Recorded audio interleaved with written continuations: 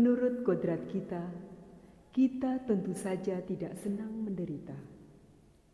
Dari diri kita sendiri, kita tidak akan pernah melihat sesuatu yang baik di dalam penderitaan. Kita cenderung berusaha sekuat tenaga untuk menghindarinya. Duka cita, penderitaan dapat memberi kita kesempatan untuk memaksa diri kita melihat yang tidak dapat kita lihat sebelumnya ketika mata kita digelapkan oleh manusia kodrati. Duka cita, penderitaan kadang-kadang dapat merupakan kesempatan bagi Roh Allah untuk menciptakan hati baru dalam diri kita. Roh Kudus memberi kita pandangan mendalam untuk melihat peristiwa-peristiwa dari segi dalamnya dan melihat di situ tangan Allah yang penuh kasih mengerjakan kebaikan yang lebih besar. Orang-orang Kristen pertama telah menerima pesan Yesus dan memiliki keberanian Roh untuk menghayatinya. Mereka dipandang sebagai orang berduka cita, namun senantiasa bersuka cita. Sebagai orang miskin, namun memperkaya banyak orang. Sebagai orang yang tak memiliki apapun, namun memiliki segala sesuatu. Guru mereka telah menderita dan mengajarkan kepada para pengikutnya bagaimana mereka harus menderita juga. Kegembiraan Roh Yesus akan diberikan kepada mereka dalam penderitaan mereka. Kegembiraan itu akan didasarkan atas harapan bahwa dari penderitaan itu akan datang kemuliaan bersama Kristus. Bagaimana sikap seorang Kristen sejati dalam mengikuti kehendak Allah? Maria yang kita pandang sebagai teladan orang beriman dapat kita tempatkan sebagai contoh dalam hal ini. Maria akan tetap menjadi teladan bagi semua orang yang ingin secara menyeluruh mengikuti kehendak kudus Allah. Maria menyerahkan diri sepenuh-penuhnya kepada kehendak Allah.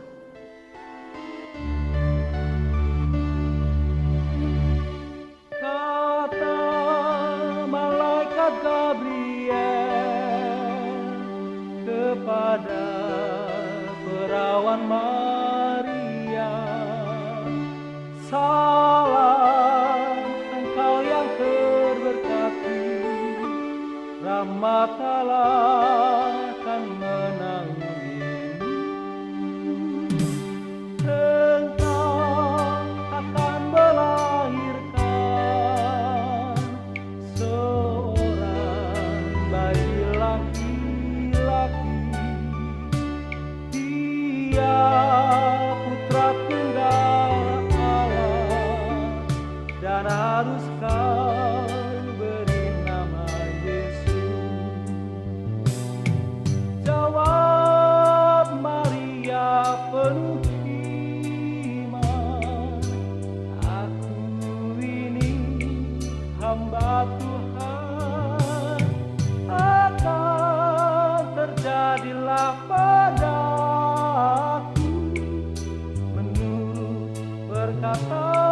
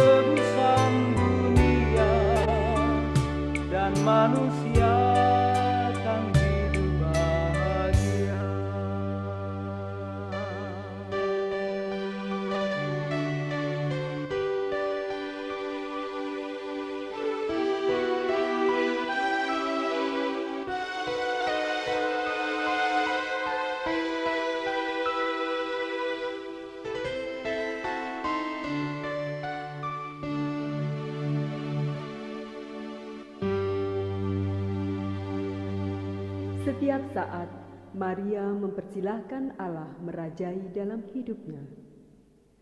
Persembahan Maria waktu menerima kabar sukacita dari malaikat Gabriel merangkum sikap hidupnya. Sesungguhnya aku ini hamba Tuhan, jadilah padaku menurut perkataanmu. Maria mempunyai keberanian untuk jujur kepada Allah.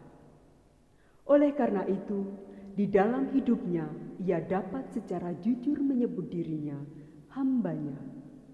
Sungguh, ia menghayati secara mendalam bahwa Allah telah memperhatikan kerendahan hambanya. Dalam program ini, kami ajak saudara-saudari untuk merenungkan perjalanan hidup Maria yang penuh duka cita dan derita. Penderitaan Maria akan tersingkap dalam ketaatannya yang ikhlas kepada kehendak Allah. Bayi Yesus kecil dibawa mengungsi oleh Yosef dan Maria dengan duka di hati, menghindari pembantaian Herodes yang kecil yang membunuh bayi-bayi lelaki karena iri hati. Karya Allah pasti akan terwujud dan nyata. Dosa dunia akan ditebus oleh Putra Tunggalnya.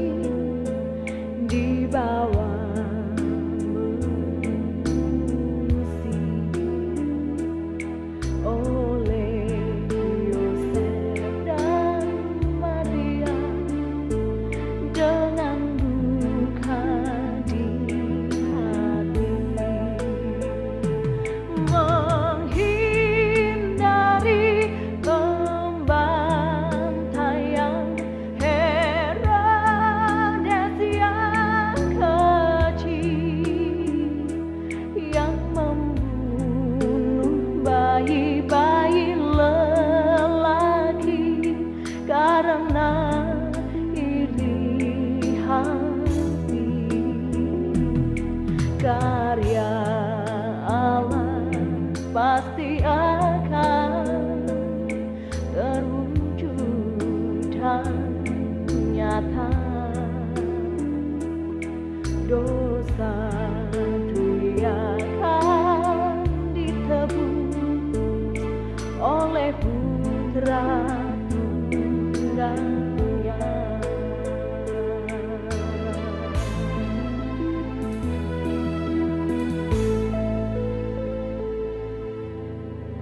Tak lama Maria merasakan kegembiraan hati menimang putra kesayangannya.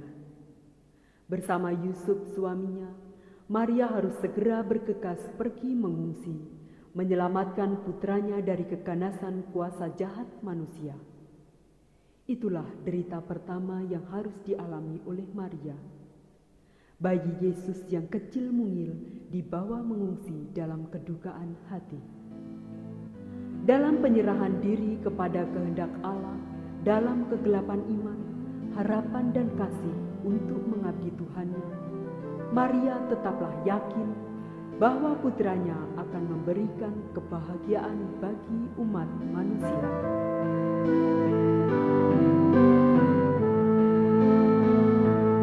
Simeon meramalkan sengsara dan kematian Yesus, sebuah pedang kedukaan kan menembus hatinya. Betapa duka hati Maria, itu duka cita yang bakal disandangnya.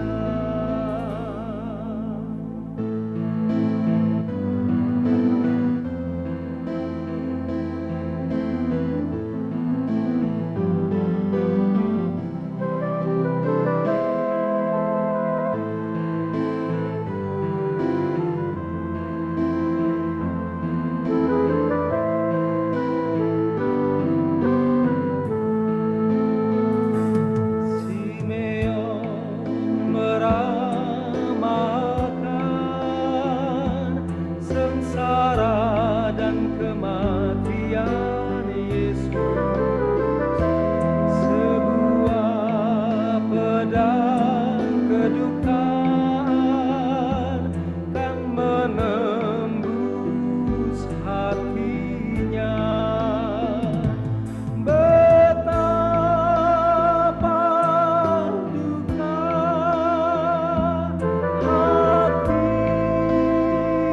Maria,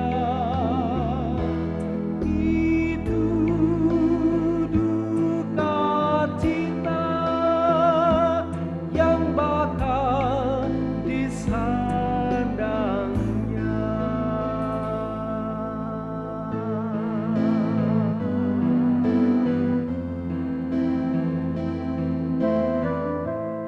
Maria membawa putranya ke bait Allah. Ia mempersembahkan diri seutuhnya bersama putranya kepada Allah. Putranya itu adalah segala-galanya bagi Maria. Hanya bagi dialah Maria akan hidup. Simeon yang digerakkan oleh Roh Kudus mengenali Maria dalam kemiskinan dan keagungannya. Ia mendekati Maria dan mengambil Yesus dari tangan Maria. Ia berpaling kepada Maria dan mengatakan ramalannya tentang apa yang harus diderita oleh Maria, karena ia hanya mau menjadi hamba Allah semata. Sesungguhnya, anak ini akan ditentukan untuk menjatuhkan atau membangkitkan banyak orang di Israel, dan untuk menjadi suatu tanda yang menimbulkan perbantahan, dan suatu pedang akan menembus jiwamu sendiri, supaya menjadi nyata pikiran hati banyak orang.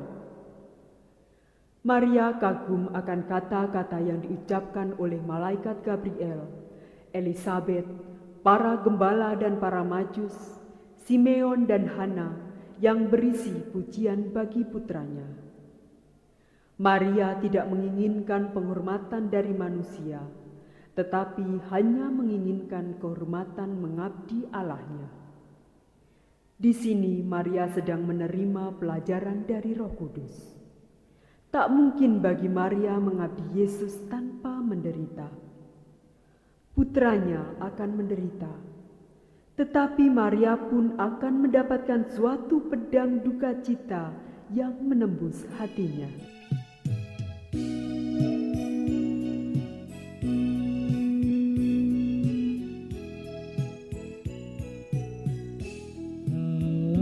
Yesus berusia 12 tahun, Maria pun Yerusalem, merayakan pesta Paskah tradisi tahunan. Sesudahnya mereka pulang dalam rombongan. Manakala Yesus tiada dalam rombongan, Maria pun sangatlah cemas dan mencarinya. Namun Yesus tetap tinggal di Yerusalem. Dia duduk dan mengajar dalam bait Allah, berbicara dengan sejumlah alim ulama yang mendengar heran karena kecerdasannya.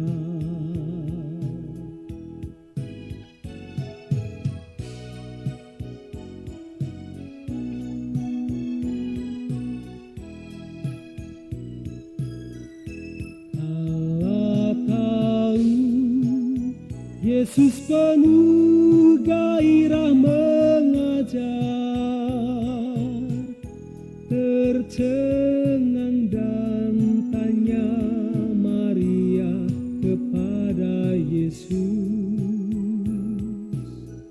"Nak, mengapa kau berbuat demikian itu?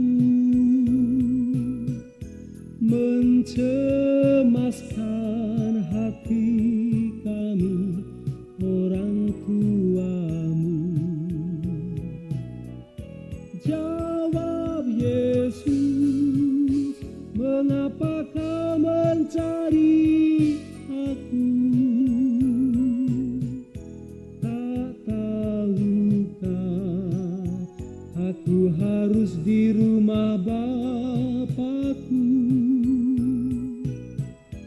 Kendati pun tak mengerti yang dibuat Yesus, Maria pun menyimpan hal itu di hatinya. Dan Yesus pun makin besar, bertambah hikmatnya, dikasihi oleh Bapaknya dan manusia.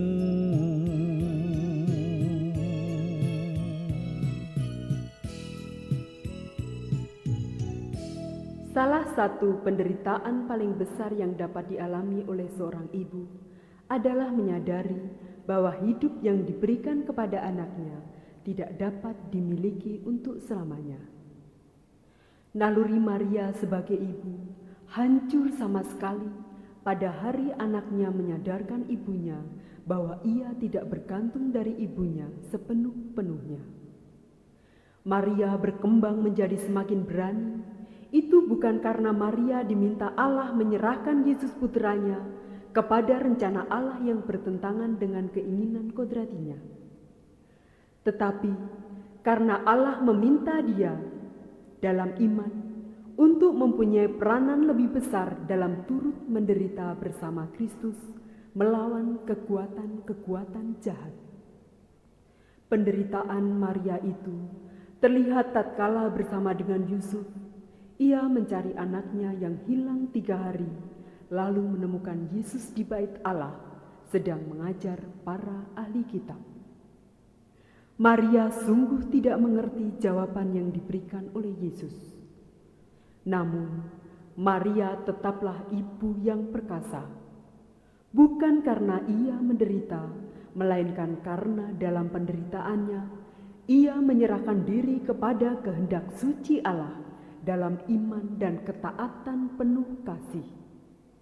Pedang menembus dia terus-menerus pada tahun-tahun yang cukup tenang dan penuh kegembiraan di Nazaret, karena Roh terus-menerus menyiapkan Maria untuk menjadi lebih siap sedia berkata ya kepada apapun yang menantikan dia dalam hubungannya dengan Yesus.